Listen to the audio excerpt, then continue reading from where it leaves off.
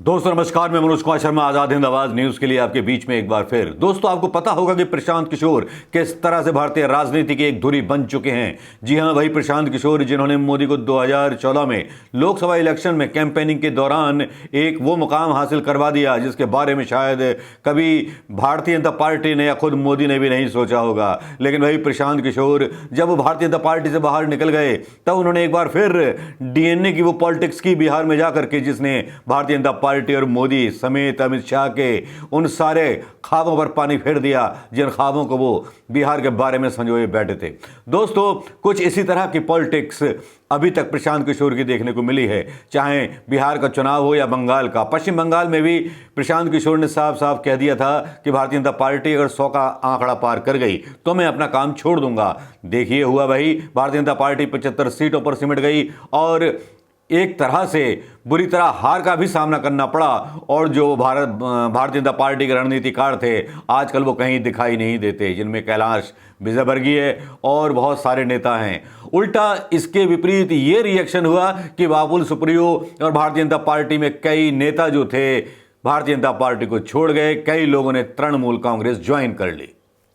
अब तीसरी तरफ प्रशांत किशोर का एक रोल और था जो कभी किसी के सामने आया नहीं। बहुत कम लोगों को पता था कि प्रशांत किशोर ने पंजाब में, जी हां पंजाब में कांग्रेस के लिए सीएम कैप्टन अमरिंदर सिंह के लिए कैंपेनिंग की थी और उनके यहां वो एक चीफ एडवाइजर के रूप में काम कर रहे थे प्रशांत किशोर। आपको ये भी याद होगा वही प्रशांत किशोर अभी पिछले कुछ दिनों पहले सोनिया गांधी, राहुल गांधी, प्रियंका गांधी के साथ मिले थे, जिसमें उनकी जो बातें हुई थी वो करीब 2 घंटे चली थी। इसी बीच मीडिया अनुमान लगाने लगा था कि साहब कांग्रेस में आ सकते हैं प्रशांत किशोर की हो सकती है बड़ी भूमिका। कुछ इस तरह की हेडलाइन के साथ समाचार पत्रों में हमने ये सुर्खियां दे गई थी। लेकिन आज फिर प्रशांत किशोर से जुड़ी हुई एक खबर आ रही है जिसमें कहा जा रहा है कि साहब प्रशांत किशोर ने कैप्टन अमरिंदर सिंह के चीफ एडवाइजर पद से जो है इस्तीफा दे दिया है, उन्होंने रेस्ट मांगा है।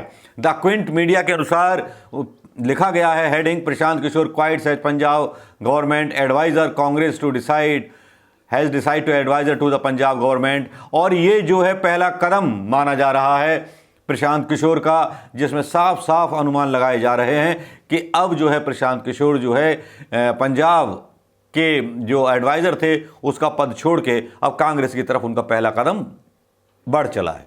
दोस्तों यूं तो खबरें बहुत हैं और हर मीडिया ग्रुप ने अलग अलग हेडलाइंस प्रशांत किशोर के इस फैसले को दी है। प्रशांत किशोर के इस फैसले को गोदी मीडिया भी एक दूसरे नजरिए के साथ देखता है। न्यूज़ 18 ने खबर छापी है जिसमें उन्होंने साफ साफ लिखा है, न्यूज़ 18 ने, कि भारत की सबसे पुरानी पार्टी कांग्रेस, 136 साल पुरानी कांग्रेस पार्टी को आज एक व्यक्ति को हायर करना पड़ रहा है अपने भविष्य को बचाने के लिए। कितनी बड़ी गपोड़ चंकी बात है कि मोदी अगर इसको हायर करते हैं प्रशांत किशोर को तो ये उनका एक राजनीतिक जो है दाव होता है, मतलब एक जो है पॉलिटिकल जादू होता है। और अगर कांग्रेस वही चीज करे तो फिर वो जो है उसकी मजबूरी होता है, मतलब एक अपना मतलब वो एकदम ही बेकार हो चुकी है वो कांग्रेस। भारतीय जनता पार्टी बेकार नहीं थी। इस तरह की दोगली चीज़ें जब ये मीडिया डालता है तो वाकई में दया आती है। इस तरह की चीज़ों को बताते हुए मीडिया को जरा भी शर्म नहीं आती। पिछले कुछ दिनों में दिल्ली को लेकर भी विवाद चला। दिल्ली में जो एक रेप केस हुआ उसको लेकर के विवाद चला, जिसको राहुल गांधी देखने पहुंच गए थे। उस पर मीडिया ने कहना शुरू कर दिया कि रेप पर पॉलिटिक्स नहीं होनी चाहिए। बड़े बड़े व्याख्यान नेताओं के आए। लेकिन इसी बीच सोशल मीडिया ठहरा वहां आज़ाद ख्यालों की आज़ाद आवाज़ और आज़ाद पत्रकार हैं जिन्होंने सुषमा स्वराज से लेकर के मोदी तक के ट्वीट को वहां पर रख दिया, जिसमें मोदी ये कहते हुए सुने जा सकते हैं कि 2014 के इलेक्शन में अगर चुनाव में वोट डालने जाओ तब निर्भया को याद रखना। उस टाइम पर दिल्ली को रेप कैपिटल बोला जाता था, आज पता नहीं क्या बोला जाता है। आज की मीडिया के शब्दों में परिभाषा शायद बदल चुकी है। कुछ इसी तरह का मामला प्रशांत किशोर को लेकर के हो रहा है। अब प्रशांत किशोर का ये निजी मामला हो सकता है, ये कांग्रेस का भी निजी मामला हो सकता है कि प्रशांत किशोर कांग्रेस में किस पद पर ज्वाइन करेंगे और कांग्रेस के लिए उनकी क्या भूमिका होगी। ये प्रशांत किशोर का अपना निजी मामला हो सकता है। लेकिन पता नहीं क्यों मीडिया के पेट में दर्द शुरू हो गया है प्रशांत किशोर के इस एक्शन के बाद। अंदाजे लगाए जाने लगे हैं प्रशांत किशोर के इस रिजाइन को लेकर के।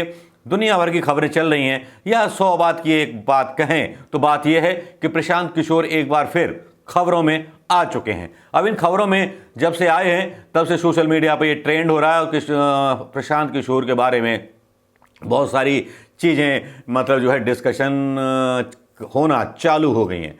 अब दोस्तों इसी बीच मैं आपको बताऊंगा कि आज सब लोगों की निगाह थी सुप्रीम कोर्ट के उस फैसले पर जिसमें पत्रकारों ने एक अपील दायर की थी पेगासस मामले में जांच को लेकर के। लेकिन शुरुआती बात सुनने के बाद ही सुप्रीम कोर्ट ने कहा कि बिना तथ्यों के ये जो चीज़ डाली गई है ये बिल्कुल गलत है, और जो पक्ष ने ये याचिका दायर की है वो बिना किसी तैयारी के दायर की है, केवल अखबारों के कहने पर। अब मेरा ये कहना है कि मेरा ये मानना है और बहुत सारे सोशल मीडिया पर लोगों का ये मानना है कि जब जांच के लिए एक जनता का तबका कोर्ट के पास जाता है कि साहब आप जांच कराइए इसकी एक सुप्रीम कोर्ट के जज से, तब सुप्रीम कोर्ट ऐसे कैसे कह सकता है कि बिना तथ्यों के कोई बात वहां कही गई, जब तथ्य नहीं थे। इसीलिए सुप्रीम कोर्ट ये लोग गए थे, क्योंकि जितनी भी एजेंसियां हैं वो सरकार के जो डमरू बजाया जाता है उसी पे नाचती हैं, सरकार जो कहती है वही करते हैं, सारी चीज़ें होती हैं वही करना पड़ता है उनको जो सरकार कहती है, चाहे वो CBI हो, ED हो, ID हो, या जितनी भी गवर्नमेंट की इंटेलिजेंस एजेंसियां हों। क्या वो एक ऐसी जांच कर सकते हैं जो एक तरफा बिल्कुल मतलब जिसमें एक पक्ष से बिना प्रभावित हुए जांच पूरी की जा सके पेगासस के मामले में? क्या ऐसा संभव है?